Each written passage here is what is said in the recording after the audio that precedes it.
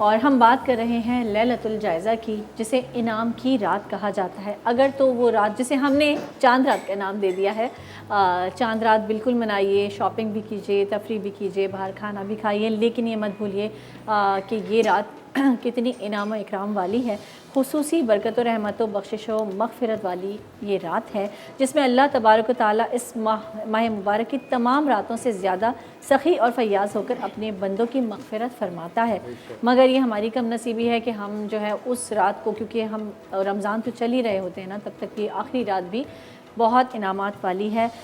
لیلۃ الجائزہ پر فرشتوں میں بھی خوشی کی دھوم مچتی ہے اور اللہ تعالیٰ ان پر تجلی فرما کر دریافت فرماتا ہے، اس مزدور کی اجرت کیا ہے جس نے اپنی مزدوری پوری کر لی؟ تو فرشتے عرض کرتے ہیں اسے پوری جزا اور اجرت ملنی چاہیے۔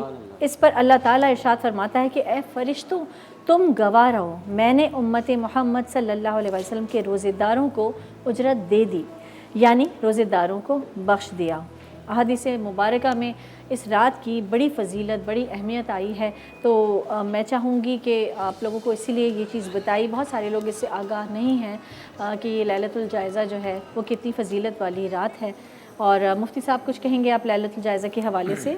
جی، بسم اللہ الرحمن الرحیم۔ اللہ تعالی ہم سب کو لیلۃ الجائزہ کی بھی تمام فضیلتیں، برکتیں عطا فرمائے پروردگار، اور ہمیں بھی ان خوش نصیبوں میں شامل فرمائے جس میں اللہ پاک اپنے فرشتوں پہ فخر فرماتے ہیں اور خوش ہوتے ہیں کہ بھئی دیکھو یہ وہ میرے بندے مخلوق ہیں کہ جن کے بارے میں تم کہتے تھے کہ یہ فساد کریں گے، خون خرابہ کریں گے، کہ انہوں نے پورے مہینے میرے لیے بھوک پیاس برداشت کی، رات کو کھڑے ہوئے، نیندوں کو قربان کیا۔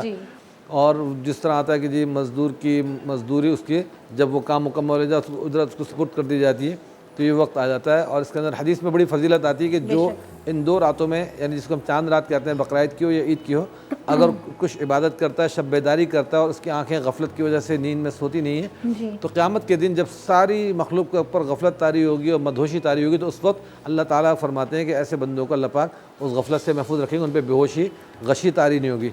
تو اب یہ وقت آیا ہے انعامات بٹنے کا، تو اس کے اندر ہمیں اللہ سے ایک تو دعا کرنی چاہیے، باقی یہ کوشش کرنی چاہیے کہ اس رات میں بھی کچھ نہ کچھ عبادت کا حصہ شامل رکھیں انشاءاللہ۔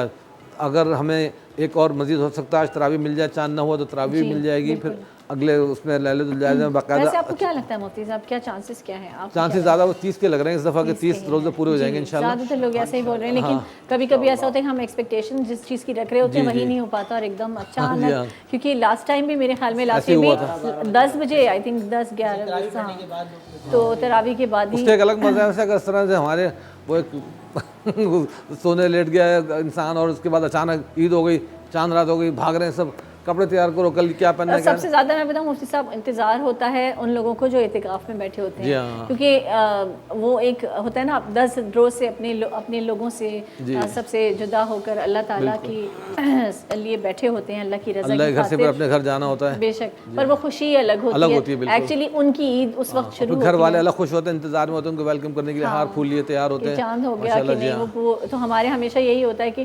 9-10-11 بج جاتے ہیں۔ یہ چاند کے مسائل 11 مہینے نہیں ہوتے، صرف رمضان میں ہوتے ہیں، چلنے تھے پوری دنیا میں ہوتے ہیں۔ نہیں، میرے خیال میں آلموسٹ ہر مہینے پاکستان میں عموماً یہ مسائل ایک سے ایک مہینے میں زیادہ کچھ چیزیں کریٹ کی جاتی ہیں۔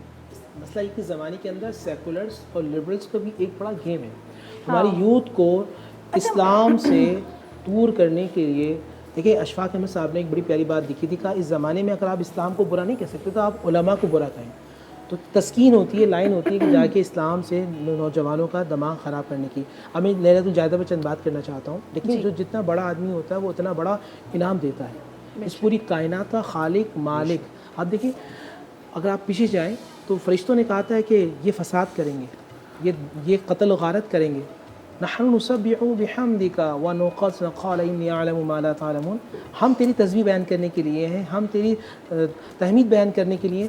آج کی رات اللہ سبحانہ و تعالیٰ اپنے بندوں پہ فخر فرماتے ہیں ماشاءاللہ کہ یہ میرے بندے ہیں، کہ انہوں نے میری عبادت کی، میری ریاضت، اور مسجد میں جائیں۔ اللہ تعالیٰ ہم سب کو مسجد حرام اور مسجد نبوی لے کر جائے، اور یہاں کی جو بڑی مساجد ہوتی ہیں، آپ کبھی جائیں مساجد کے اندر، طاق راتوں میں خاص طور پہ کوئی سجدے میں ہوتا ہے نوجوان، سبحان اللہ، کوئی تسبیح میں ہوتا ہے، کوئی تلاوت قرآن میں ہوتا ہے، کوئی اذکار کر رہا ہوتا ہے، کوئی دعائیں مانگ رہا ہوتا ہے۔ مسجد کے اندر مختلف قسم کی بہاریں ہوتی ہیں، اور میں یہ کہتا ہوں کہ فرشتے کو اللہ بھیجتا ہے اور کہتا ہوں یہ دیکھو میرے بندے ہیں۔ पूरी रात सो रही है और ये मेरी मोहब्बत में जाग रहे हैं। फिर ऐसे बंदों का अल्लाह इस्तकबाल फरमाएंगे। और कुछ रातें ऐसी जिनमें अल्लाह सुब्हानहू व तआला दुआओं को रद्द नहीं फरमाती, और उनमें से एक रात लैलतुल जायज़ा की है कि जिसमें अल्लाह सुब्हानहू व तआला से आप दुआएं मांगेंगे, अल्लाह ताला दुआ रद्द नहीं फरमाएंगे। है ही, उसका मतलब ही है इनाम की रात। इनाम तो की अल्लाह रात। से अगर इस पूरे महीने का इनाम चाहिए तो इस रात को मिस नहीं कीजिए, चाहे आप 2 नफिल, चाहे 4 नवाफिल, या ये कि अपनी फ़राइज़ के साथ साथ कुरान की तिलावत वो जो है वो ज़रूर रखें ताकि उसमें आपका हिस्सा डल जाए। नूर रहमान इश्क रमज़ान।